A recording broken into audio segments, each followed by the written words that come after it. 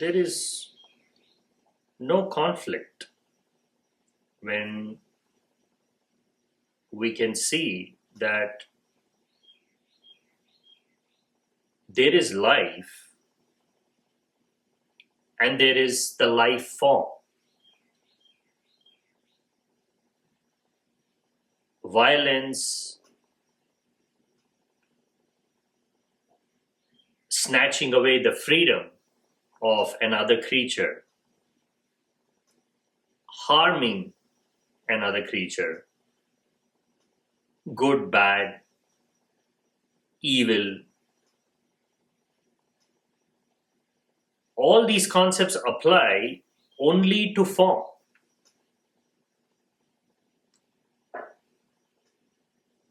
If the entity is formless, then there's no meaning to these concepts.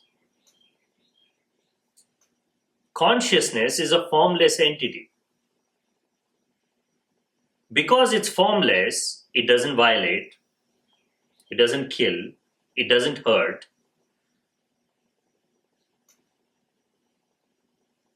It has no motive. It is beyond all this. It is beyond all dualities. The easiest way to recognize the difference between consciousness and an expression of consciousness, which is a life form, is to ask a simple question. Is there some form of duality?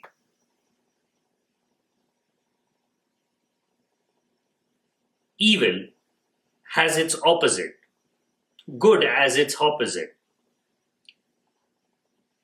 to kill as its opposite, to hurt as its opposite. But consciousness has no opposite. Unconsciousness is a perceptual experience of identification with thoughts.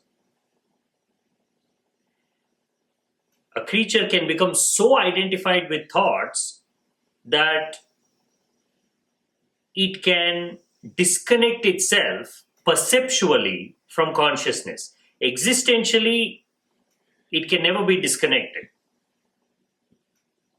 It is as simple as you choosing to walk inside a dark room. Outside, the sun is bright and shining. You just choose to open this door and go in and lock yourself. You are perceptually disconnected from light. You are in a completely pitch black, dark room. But that's where you are. That's where your identification has taken you. That darkness a creature experiences can take many different forms. Can have its own motive, can have its own ignorance. That darkness, disconnected from the light, the source, is the root of what we recognize as how can people behave the way they behave if they are expressions of consciousness. That is what makes us wonder. If we are all expressions of consciousness, then why do we hurt each other? The key part to understand is expression. What does expression mean? Expression doesn't always mean a joyful, conscious extension. It is an expression of consciousness, which means it is part of consciousness. But ignorance is also part of consciousness. Identification with thought is also part of consciousness. But it is that part of consciousness where your direct connectivity to consciousness is very low due to your identification with things.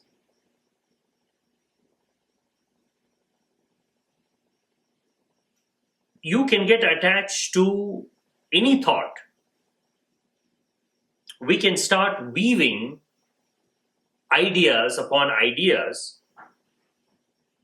and it's very much possible some of these ideas are totally opposed to the principles of consciousness, because it's a web that we are weaving through unconscious movement in the world of thoughts. That's dreaming. In fact, if we take away consciousness, its transcendental quality,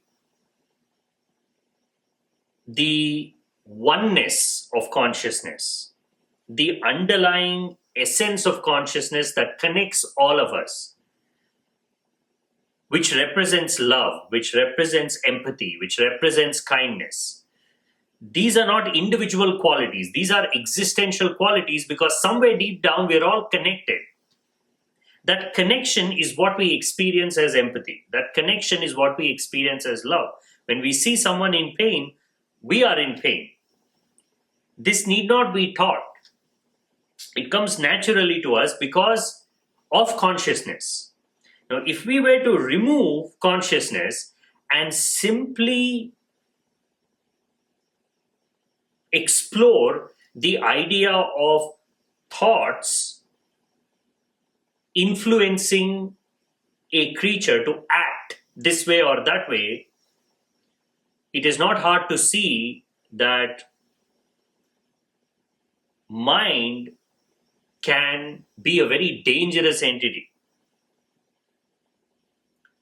Thoughts can manipulate the creature, because without consciousness, there is no one single coherent unifying force that is guiding the creature.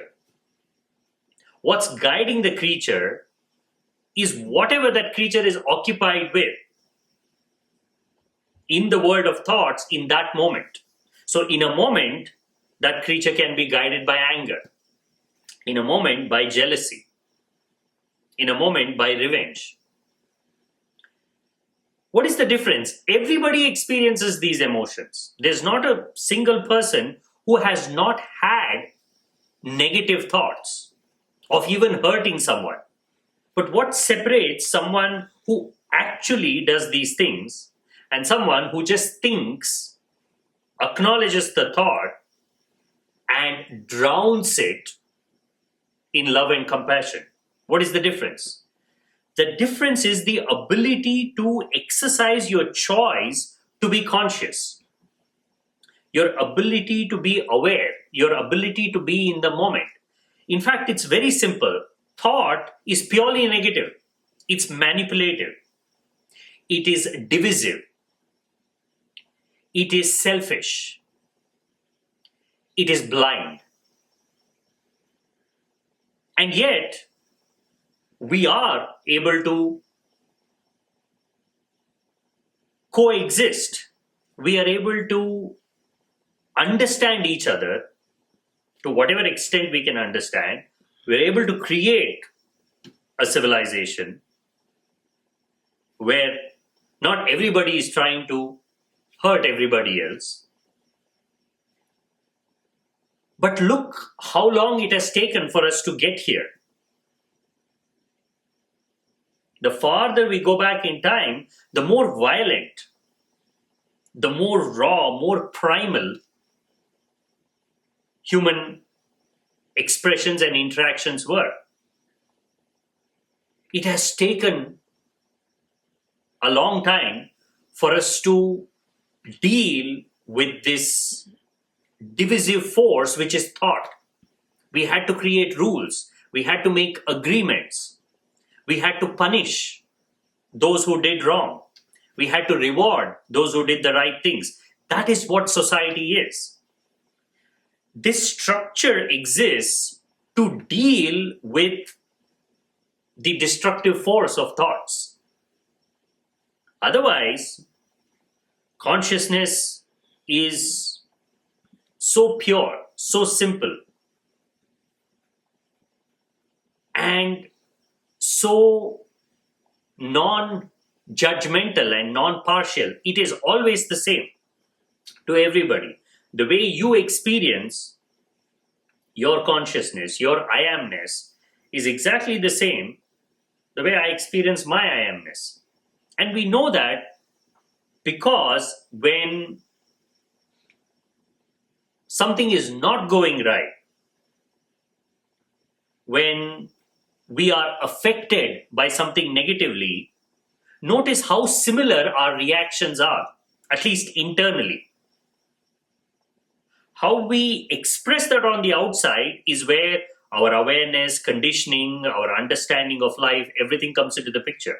But on the inside, the immediate impulse to react to something that is affecting us negatively is always the same: anger, fear, pain.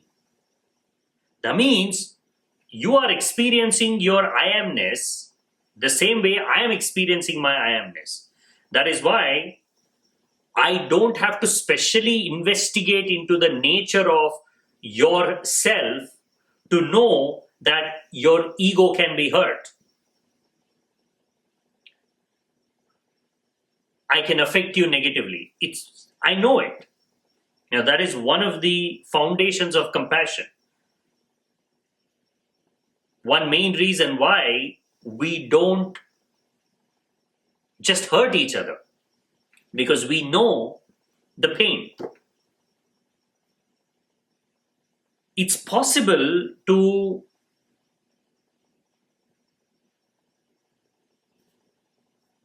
extrapolate emotions. It's possible to put ourselves in someone else's shoes because already we are connected at a certain level.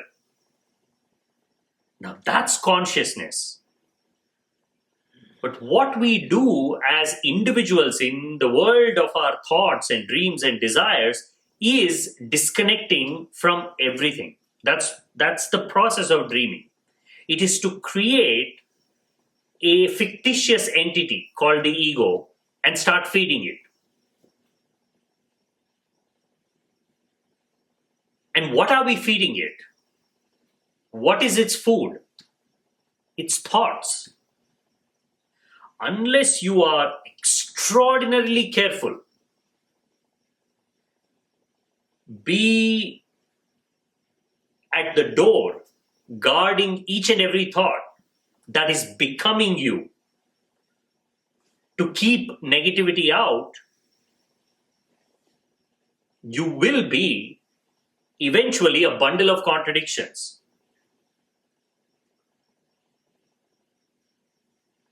Because the process of accumulation of thoughts has happened mostly without your awareness. Look at our childhood. We don't remember the most important period of our childhood when the conditioning was absolute, where we had no choice. Pain was absolute, pleasure was absolute. We could not control anything. We could not control what's happening to us. The body was fully at the mercy of the environment. And yet the earliest period of this experience, we don't even recollect.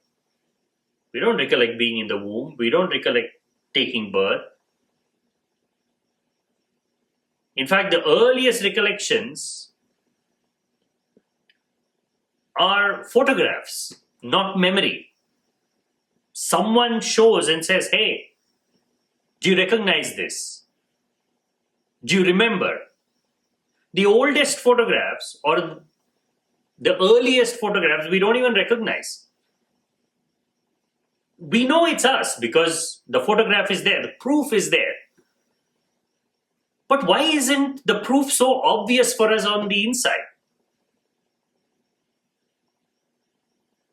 If I am there, I can see myself in the photograph, but I have no memory of being there. That's because what I call me or I itself is a bundle of thoughts and emotions and desires that solidifies over a period of time. The reason why I can't recollect those earliest of experiences because I am just consciousness going through these experiences. There is no ego. It is ego that we identify with, not consciousness. When we identify with consciousness, there is no divisiveness. There is no separation. There is no mind. Everything is part of the same oneness. The I that we identify with as our individual I emerges amidst of all these interactions. That is why it is very much possible for an individual to identify with thoughts of hurting someone else. It is very much possible to derive pleasure by doing things that most people would not do. But in the mind, we do it. In our thoughts, we do it. If we are very honest with ourselves, as difficult as it may be to accept this, there's not much difference between us and someone we hate because we don't like certain qualities in them. The difference is not so much in thinking, but in action. What separates us from that one individual we are identifying, even the classification is still arbitrary. We are judging an individual for an act.